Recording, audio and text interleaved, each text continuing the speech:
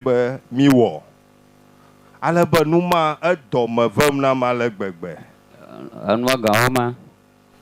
Le susuma ta ye wo be miaƒe agbota ɖewo hã ye wònye be bubu ma meva dzedze na wa ye ho gbagbadze be no yoyo woazɔ be tɔgbiwo.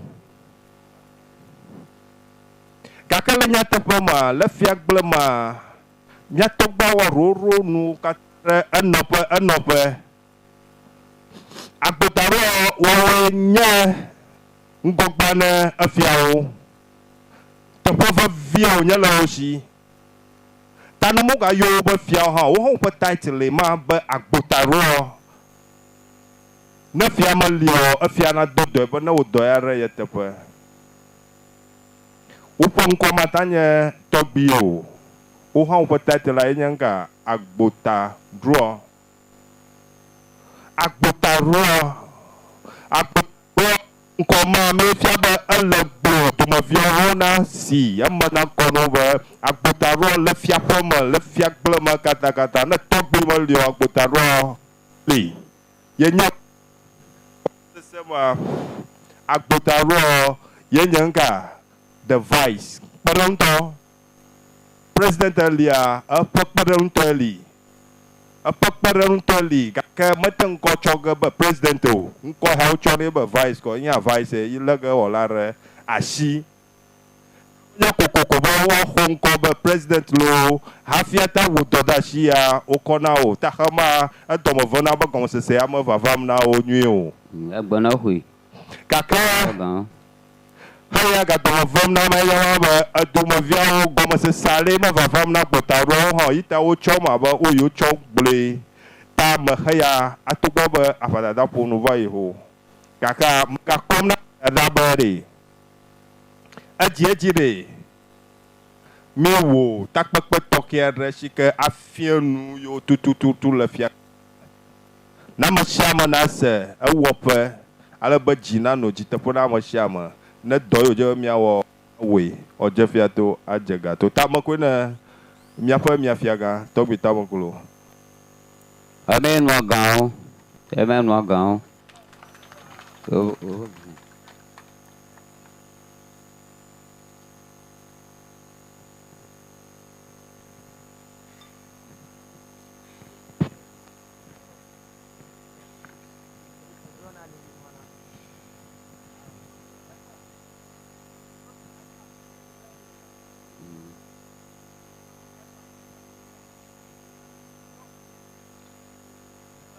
Miabe awamefia bubutɔ, miabe aƒadada, miabe aŋlɔ, dusi fiagã, dufiagãwo, efiawo, dumegãwo, mamawo, duadza. Egba eya nyui aɖe ƒoƒom. Eya ƒoƒom ɖe evivim nam ko. Ye mexɔ se ɖe edzi be ɖe kɔ yi ŋgɔ mía aŋlɔ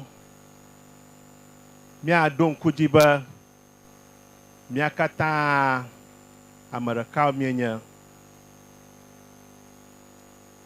Egbe nesi be ɖe egbe le to dzi. Ne nɔvi atsi ebɔa meɖo ŋe o. Nɔviwo wɔna dzre. Edzɔna gbe sia gbe. Gake ne nane dzɔa enu ko kɔ gblɔ nɛ. Míanɔ anyi abe nɔviwo ene. Míagblɔe ne wòadzɔ. Egaŋeŋe ge gake míegadzɔ ge. Nenye nua ne ge ɖe amatsia me. Ebe nua gawo. Ebe nua gawo. Enya ɖeka me dzi be magblɔ ɖe. Hohuangunde Yogbina ye yado. I mecho no chie, Ukakavado Fiagodia. Miaba a warmer ye plummy. Namaba a warmer, but what Blombady. Miaba and Gonola a warmer fear. Ubunato ye plummy. Aka pada miaba a warmer fear ngwa la magbana ya. Enye miaba do shifiaga apadada ple miafiaga. Yenye hohwa. Yenye hohwa. Hohwe agloma la enu garo jojom la angloma. Amaro yoba paramountio, moyuba paramountio. Mabade hohwa ngunde ye miagbi ye ya do. Majre nya onyo. Na gomasasama la nguo novio do ko nonanyi agble na wonyo. Na mia fiao gomasasama la mia domoa. Ngo ma vavaga na anglo duo. Ka anglo dua do ko o chimagba. Amo le duama dojim. Amo le duama nduduma la osio. Amo le duama de vieux o le fukpakpama. No domifia. Miaba do wona wenye bade. Miano do wom now. Nusia nu miawo. De vieux de me vieux na no tamanami. Obo skudede. Obo dede nono. Na kami. Maso de. Mo plona du. Ima yengo pleno. Nanya nuare. Nagara amachiama. Anwa gama agbana kwenami.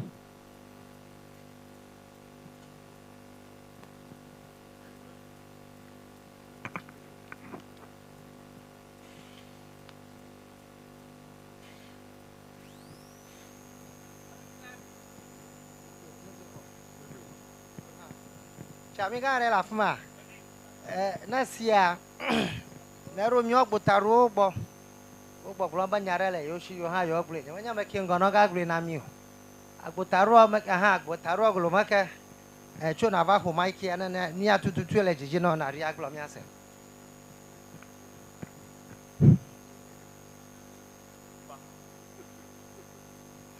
Yo madogo na nglo gbota bla to voden. Ye magadogo aka. Anglo ba gbata nya gba. Enya gbota ro golo maka. Ikenya togbi turobo eton lia fa gbota ru.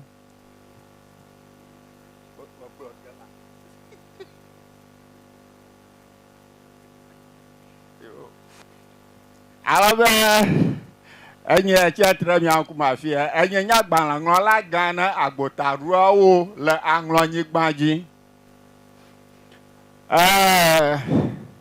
togbe zawoji hadami alabe ma ha nguroge ka ke ma ha lo ge ma va kle togbe nyu agbenasi be mia agbota ruo doma no mia vem alegbegbe Amen no gao.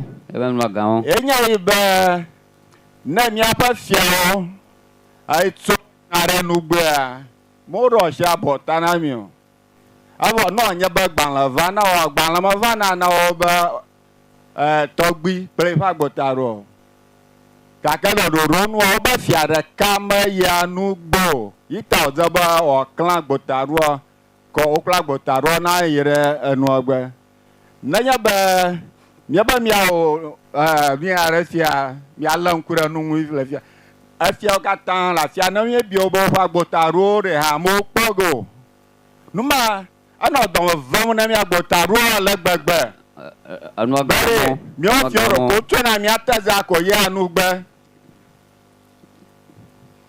agbanasi ode agbajigan na si ode gbegbo Agbali, agbolo to. mia nonyi